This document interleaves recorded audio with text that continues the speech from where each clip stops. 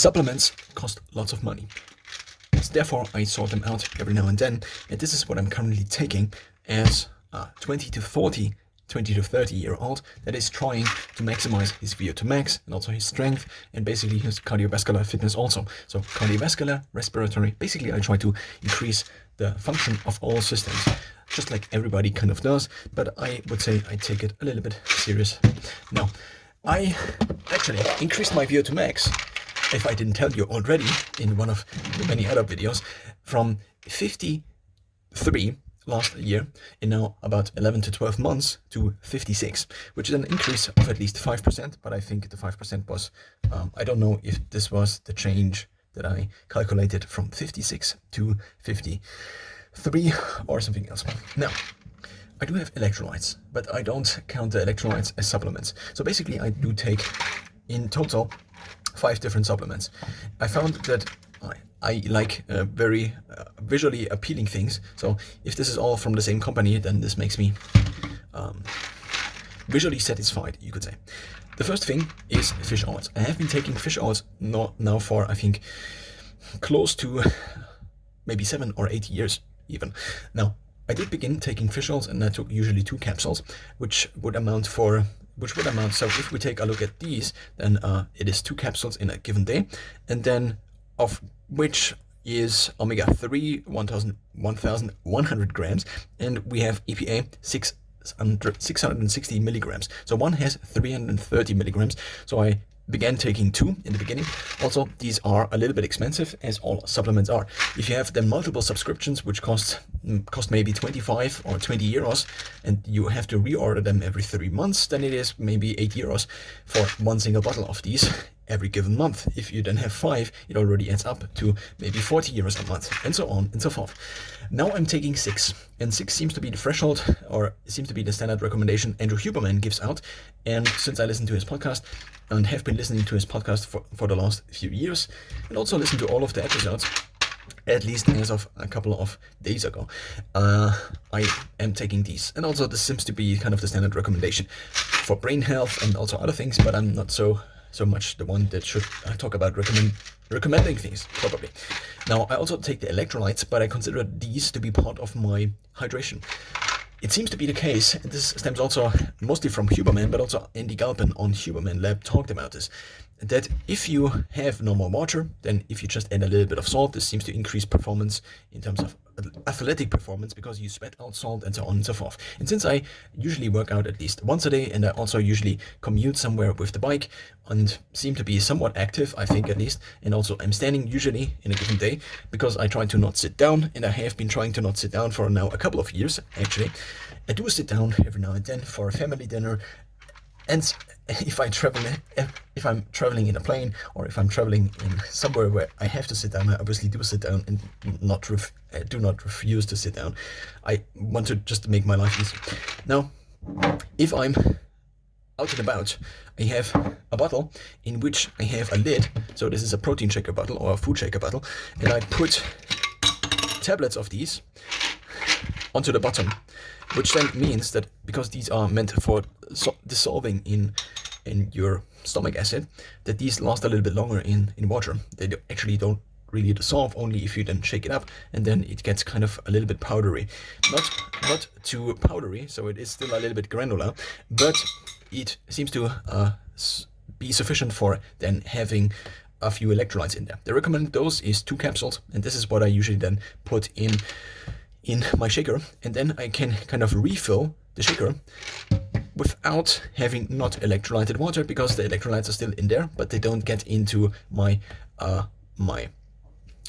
into the thing that goes into my stomach, because they are kept out by the protein shaker lid.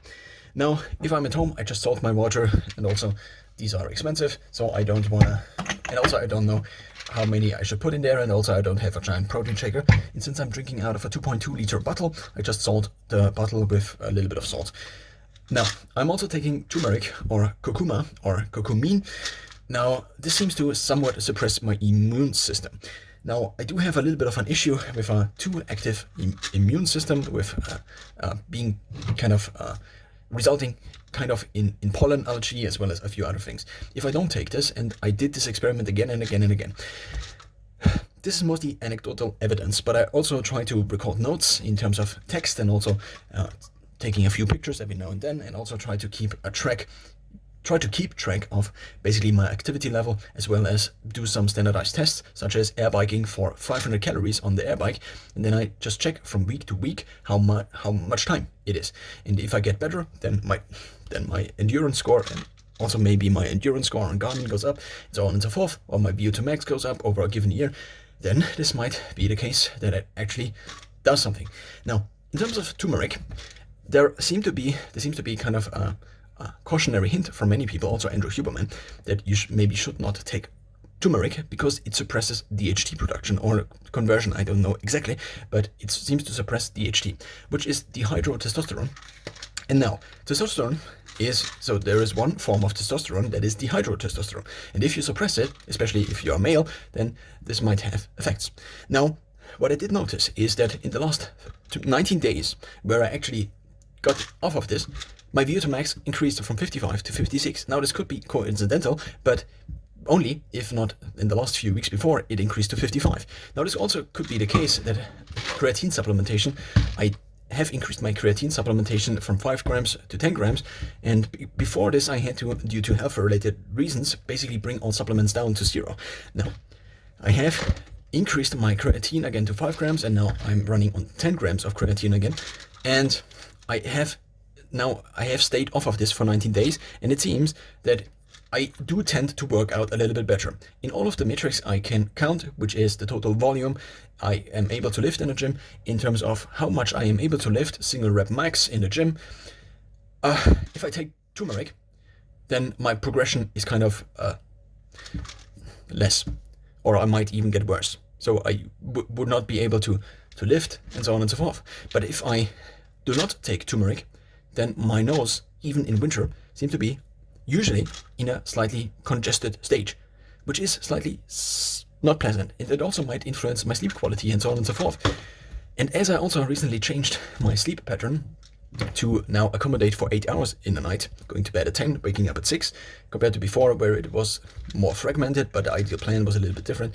I do not know what the overall impact of this would be. If I sleep better, potentially my brain health in 20 years is better. Also, if it decreases inflammation a little bit, and I did not have all of the different blood markers. There is one called HSCRP, I think high sensitive CRP, which you could also get, and which I could also upload to Insight Tracker, which is a platform I use for interpreting my blood results. And I did kind of the first test for kind of preventative blood marker testing, and I could have gotten additionally this, but I didn't, because I wanted to do this kind of more on a budget and didn't want to spend 250 euros for a blood draw, which was kind of preventative and which nobody does apart from me, because I think I need to do this. And so what I'm trying to say is that I do not know if it actually decreases my inflammation. It seems to be mostly anecdotal evidence, and if I take this, it also seems to be the case. So I took actually not exactly this, but I took curcumin in powdered form, and it seems to be the case that it seems to have decreased my pollen allergy, at least during the time where I took it. Now, this also could be due to other factors, moving to a different city with less pollen in summer, being less out because I usually work indoors, and so on and so forth. So I don't exactly know. And in order to know something like this, it would be reasonable if you could actually put all of these things together. If you could get correlational data, and then you could input whether your sleep quality was increased or decreased, maybe also having objective data. One app I tried is called Bearable, which allows you to kind of mostly do everything by hand and not have objective outcomes, but you can track your symptoms. For example, I could track whether my nose is congested, and then I could correlate this with turmeric. But mostly I wanted to track different sleep factors, and I have not been able to. So basically at this point in time, they don't have objective sleep measurement data. And it also would be nice if I could correlate this to my VO2 max increase. If I could correlate this maybe to other things like my resting heart rate. So does my resting heart rate, for example, go down if I take creatine? Because then maybe I work out better, and over time, maybe I sleep also better because I have worked out better, and because of all the calories I take during a given day are maybe then better used, and so on and so forth. I additionally take a multivitamin and multimineral. Now, This is mostly for simplification. Why? Because I don't want to manage all of these additional things. If I take vitamin D and then maybe you should not supplement with vitamin D because this one doctor says that it doesn't work because you need to get out into the sun, and even if you supplement with vitamin D and so on and so forth. And then you hear something different, and then you hear something different again, and then Andrew Huberman releases a new episode, and then Inside Tracker tells you something different. What I'm trying to say here with this is, what if you just took one pill? And of course, this might have the side effect that you might accumulate iron, for example, over the long term, because maybe you just are eating too much multivitamins and minerals. And also, if you are additionally taking food powder that has minerals in it and vitamins, such as Huel, for example, then you might want to pay attention to something like this. Actually, in the past, because a multivitamin and mineral often does not have 100% of everything.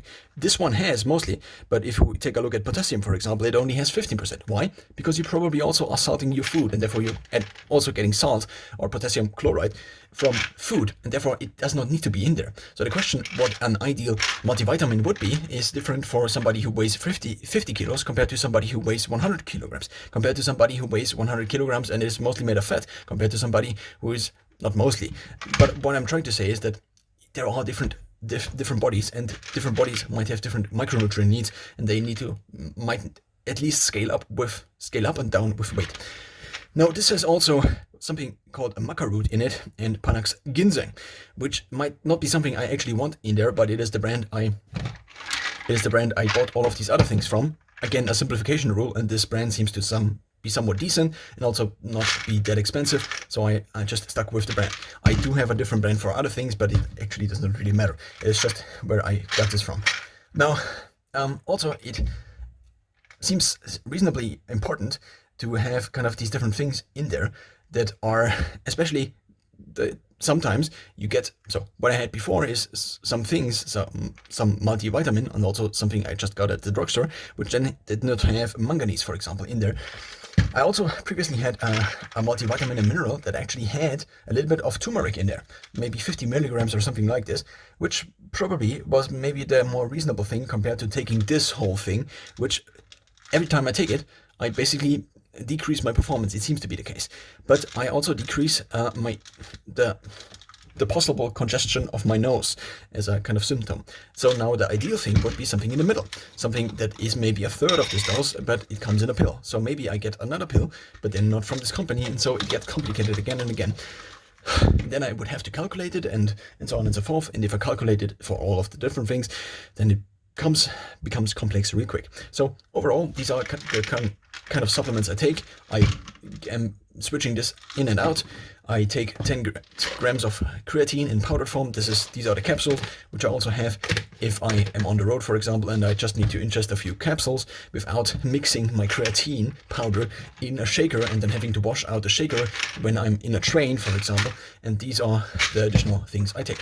Now I also take things recommended by Inside Tracker, and these things are cocoa powder and so on and so forth, and I put these into a shaker, which is then my first meal of the day, which is my breakfast, which I usually drink, and I prepare it, and it takes about maybe 10 minutes, at least it did in the past, up until I added all of these things that are basically algorithmically